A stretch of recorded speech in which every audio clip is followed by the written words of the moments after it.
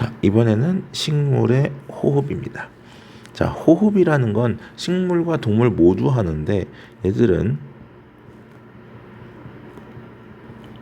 살아가는데 필요한 에너지를 얻는 과정을 우리가 호흡이라고 불러. 우리 이미 소화순환 호흡 배설과 관련해 가지고 마지막에 세포 호흡이라고 했던 거 기억나지? 세포 호흡. 세포 호흡과 똑같다라고 보면 됩니다. 그래서 포도당과 산소가 재료를 이용하여 이산화탄소와 물을 만들고 주변으로 에너지를 만들어낸다, 방출한다. 이 에너지가 생명 활동에 이용이 된다. 뭐 동물 같은 경우는 뭐 식물도 마찬가지지만 생장이라던가 동물 같은 경우는 발성, 소리를 내는 것 이런 것들이 전부 요 에너지를 통해서 이용이 되는 거고. 자, 요게 중요합니다. 광합성과 호흡은요 완전히 반대입니다. 광합성은 이산화탄소와 물을 가지고 포도당과 산소를 만들어내는 과정이었다면, 그리고 에너지도 흡수했다면, 호흡은요 반대로 포도당과 산소를 이용해서 이산화탄소와 물을 만들면서 에너지를 방출하는 과정입니다. 흡수 방출 이렇게. 그러니까 광합성의 재료가 이산화탄소의 생성물이 되는 거고, 광합성의 생성 결과물이 호흡의 재료가 되는 거고, 호흡의 결과물이 다시 광합성의 재료가 된다라는 거. 자, 그러면 광합성 같은 경우는 낮에만 일어났다면 이 호흡은 낮과 밤에 관계없이 항상 일어납니다. 호흡이 멈추면 죽어. 그래서 필요한 물질, 포도당과 산소. 그러니까 얘들은 광합성 결과물이 되는 거고, 생성되는 물질, 이산화탄소. 물론 물도 있어요. 얘들은 광합성 재료지. 광합성 재료나 호흡에 생성되는 물질, 그 다음에 광합성 결과물, 호흡에 필요한 물질이 똑같더라.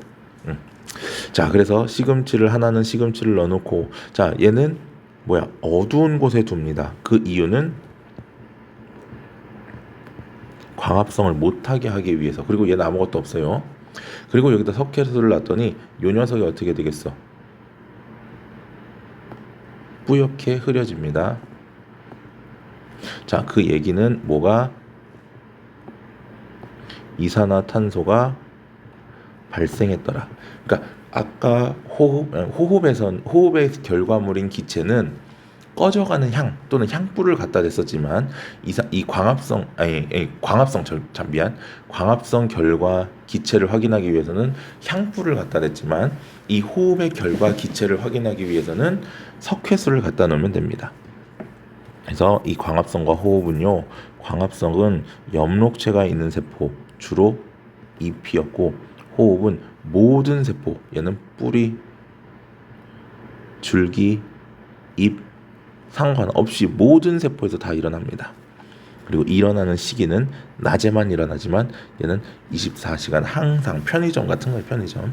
그 다음에 기체 출입은 에너지를 이산탄소랑 산소를 방출하고, 그 다음에 얘는 이산탄소 흡수, 산소 방출, 산소 흡수, 이산탄소 방출, 완전히 반대지요. 우리 호흡할 때 이산탄소 나가는 거랑 식물도 똑같습니다. 이산탄소가 나가요, 산소 흡수하고. 그러면 광합성은 반대. 광합성, 양분을 만들어서 에너지를 저장하는 반면에 이 호흡은 양분을 분해하여 에너지를 생성하더라. 그래서 기체 교환도 낮과 밤에 반대로 일어나는데, 낮에는 광합성량이 호흡량보다 많습니다. 그래서 이산화탄소가 들어오고 산소가 나가는 것처럼 보여. 물론 일부 산소가 다시 들어오고 이산화탄소가 다시 나가기도 합니다만, 그래도 광합성량이 훨씬 더 많기 때문에 이산화탄소를 어떻게 한다? 흡수하고 산소를 방출하는 것처럼 보인다라는 거지. 겉으로 봤을 때 이 양이 더 많으니까. 반면에 밤에는 빛이 없기 때문에 광합성이 일어나지 않아서 호흡만 일어납니다. 즉 산소가 들어오고 이산화탄소가 나가요. 그리고 여기 나온 것처럼 아침 저녁은요 약한 빛이 있기 때문에 광합성량과 호흡량이 같더라. 따라서 겉으로 봤을 때는 기체의 출입이 없는 것처럼 보여. 실제로 없는 건 아니야. 실제로는 있어요. 하지만 없는 것처럼 보이고요. 자, 이거 지난번에 다시 얘기했었던 건데요.